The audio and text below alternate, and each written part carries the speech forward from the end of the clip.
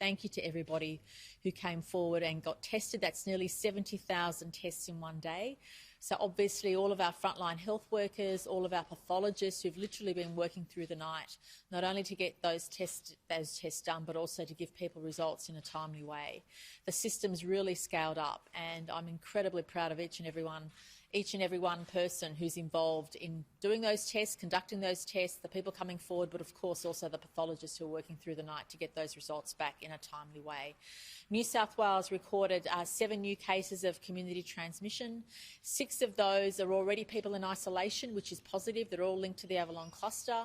And 1 case is someone who works in the Northern Beaches. So they're all related in some way to the cluster, but 6 out of the 7 are in households already in isolation.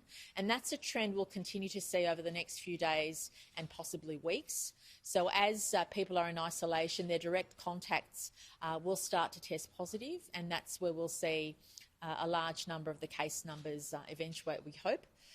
And we are still concerned with potential spread through the CBD, as a number of cases did present in the CBD, and we want to make sure people who've gone back to their suburbs have not passed that on then to others, which may have started new trains of transmission, but we hope that's not the case. To date, it's proving to be constrained, but we can't be too careful under these circumstances. So we do ask everybody to limit any activity in the CBD.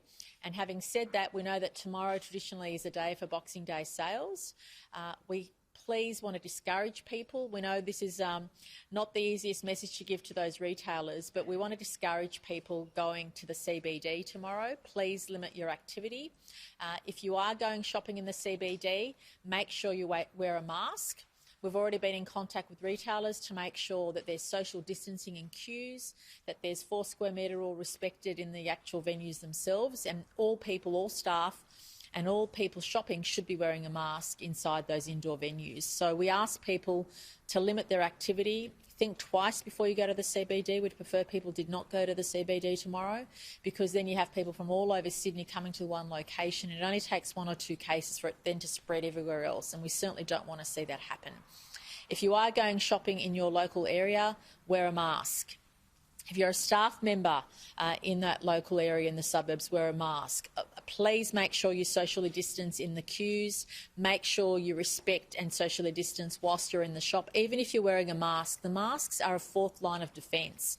Just because you're wearing a mask does not protect you from getting the virus or from transmitting the virus. So please make sure that you still do all those other things you need to do. Good hand sanitisation, make sure you keep your social distance, make sure you think very carefully about all the activities you're undertaking, and we really do want to reduce mobility. So I can't stress enough our urging for people to reduce their mobility, not to undertake activity unless they absolutely have to, and please avoid the CBD where you can. And if you must go to the CBD and you must go shopping, make sure you're wearing a mask and that you're socially distancing.